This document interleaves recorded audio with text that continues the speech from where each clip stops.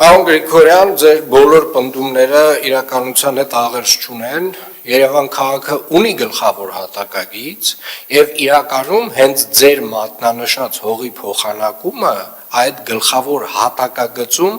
կոնկրետ որոշումների հետևանք է։ Ինչ որոշումների։ Մենք որոշել ենք,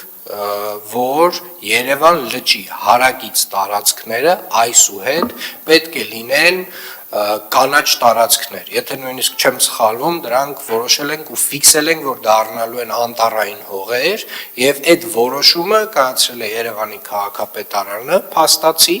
եւ այդ որոշումը կայացվել է տարբեր ճարտարապետների եւ բնապահպանների հետ քննարկումների արդյունքում։ Եվ այո, մենք ինքներս այս մարդկանց, այս սեփականատերերի մոտ ստեղծել ենք որոշակի խնդիր, որը եւ լուծում ենք այս մեխանիզմով։ Եվ այստեղ կարծում եմ, հենց որևէ թաքնված բան չկա, շատ պարզ, բաց տրամաբանություն կա։ Եվ Երևան քաղաքը իր գլխավոր հատակագիծը դեռևս ընդունել է 2024 թվականի սեպտեմբերին, որը պարոն Գրիգորյան հասանելի է մեր GIS հարթակում, կարող եք մտնել Yerevan.am, այնտեղ մտնել GIS հարթակ,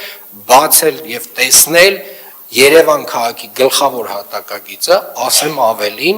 դուք որևէ ձեզ հետաքրքրող հողի կադաստրային կոդը մուտք անելով կարող եք տեսնել իր նպատակային գործառնական նշանակությունները, այսինքն այս առումով Երևանի քաղաքապետարանը մաքսիմալ թափանցիկ է եղել։ Ինչ վերաբերում է Վարդաշենցիներին, տեսեք, պարոն Գրիգորյան, ես հասկանում եմ, որ Ես շատ ուրախ եմ, որ մեր ընդդիմադիրները իմ խոստումներին փորձում են հետևել եւ ես իմ խոստումները, որոնք որ ես ինքս տվել եմ, դուք վստահ եղեք, որ կատարելու եմ եւ պարոն Հովհաննիսյան, խնդրում եմ ասեք, մեր